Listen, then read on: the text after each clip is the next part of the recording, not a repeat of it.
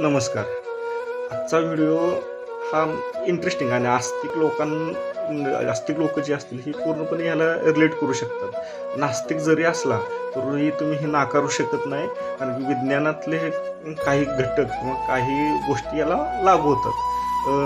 मंदिरातला किंवा एखाद्या देवाचा प्रसाद आणि इतरत्र जेवण ह्यात तुम्ही कधी फरक अनुभवलाय का? बघा, म्हणजे मंदिराचा प्रसाद तुम्हाला कायम मनाला शांतता, समाधान देणारा असतोय किंवा जास्त चविष्ट लागतोय. एकदम साधा सिंपल प्रसाद असून तो जास्त चविष्ट लागतोय. आणि तुम्ही 5 स्टार हॉटेलमध्ये जरी काय जेवण खाल्लं, किती उत्तम प्रकारचं जेवण खाल्लं, तरी त्या मंदिराच्या प्रसादातनं मिळणारी आपल्याला अनुभूती किंवा जी मिळणारं समाधान आहे त्याची ती बरोबरी कधीच करू शकत नाही.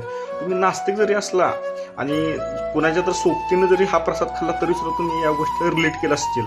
तुम्ही लक्ष दिलं नसलं तर वेगळं, पण एखाद्या वेळी तुम्ही लक्ष देऊन बघा, ह्यात खरोखर इतकं समाधान असते की समाधान या शब्दाचा अर्थ देणारा हा प्रसाद असते.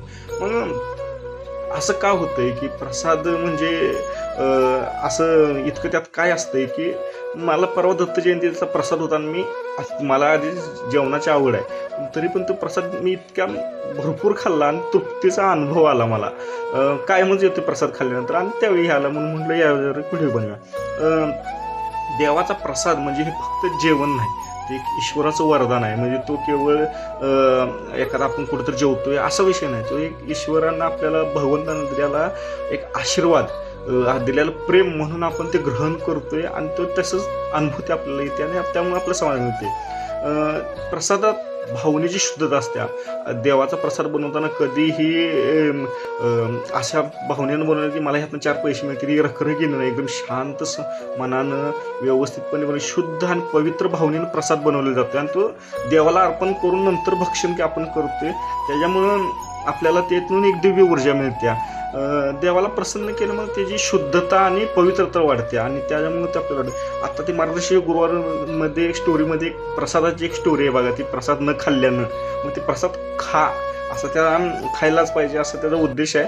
आणि खरोखर ते बरोबर आहे. समाधान आणि मानसिक शांतता असते ह्या प्रसादामध्ये.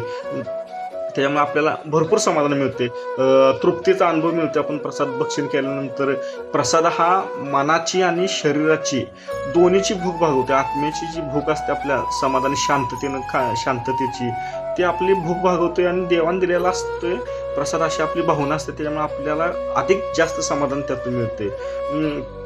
प्रसादाचे ज्यावेळी प्रसाद बनवला जातो ते अतिशय पवित्र भावनेनं आणि सकारात्मक ऊर्जेत बनवला जाते.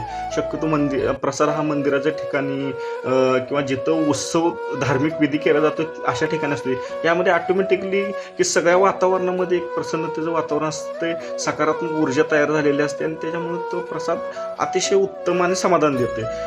प्रसाद बनवणाऱ्याना आणि खाताना आपण एक प्रकारची आपल्याकडे मानसिक शांतता ऑटोमॅटिकली आपल्यात आलेली असते. त्यामुळे आपण ते मानसिक शांततेचा जास्तीत जास्त आपल्याला तो अनुभव आपण घेऊ शकतो. प्रसाद बनवताना कधीही आवाढव्य म्हणजे एकदम मसालेदार असं काही नसतं. एकदम सिम्पलमध्ये साधारण लहान बाळापासून एक वयस्कर माणसापर्यंत सर्वांना जसा रुचेल, जसा सहन होईल अशा प्रकारचा उत्तम गोष्टी घालून आणि साधेपणानं आरोग्याचं महत्त्व लक्षात घेऊन प्रसाद बनवला जातो. प्रसाद हा कधी एखादी गोष्ट म्हणजे जर आचारी एक जरी आचार्य सेम गोष्ट जरी दोन्ही ठिकाणी बनवत असला, एका लग्न समारंभाच्या वेळी किंवा प्रसादाच्या वेळी, तुम्ही कधीही ऑब्झर्व करा, तो सिम्प्लिसिटीनं प्रसाद बनवते. लग्न समारंभ असतं ते मसालेदार असतं. ते ही सायंटिफिक कारणं आणि मानसिकतेची कारणं झाली. तुम्ही प्रसादाची चव पण बघा, एक विशिष्ट प्रकारची असतात. तुम्ही कधी सत्यनारायणचा शिरा ज्या प्रकारचा तयार होतोय, तो तुम्ही घरात कितीही पदार्थ घाला, कितीही ड्रायफ्रूट घाला, तूप कितीही जास्त घाला, काही करा, पण त्या प्रसादाची चव कधीच येत नाही. किंवा एखादा अभिषेकाचं जो अभिषेक म्हणतो आपण, केळीचं जे आपण केळीचा ज्यूस असतो, तो अभिषेकाचं जी टेस्ट असते ती घरात तुम्ही काही केलं तरी ती येत नाही. कुठल्याच गोष्टीला ती त्याची सर येत नाही किंवा ते जमत नाही. ही स्टोरी प्रसादाची भारे. आणि प्रसाद जिथं शक्य आहे, जिथं तुम्हाला योग आहे, देवानं दिलेली संधी असू दे किंवा तुमची इच्छा असू दे, जिथं मिळेल तिथं तुम्ही तो आवडीनं भक्षण करा.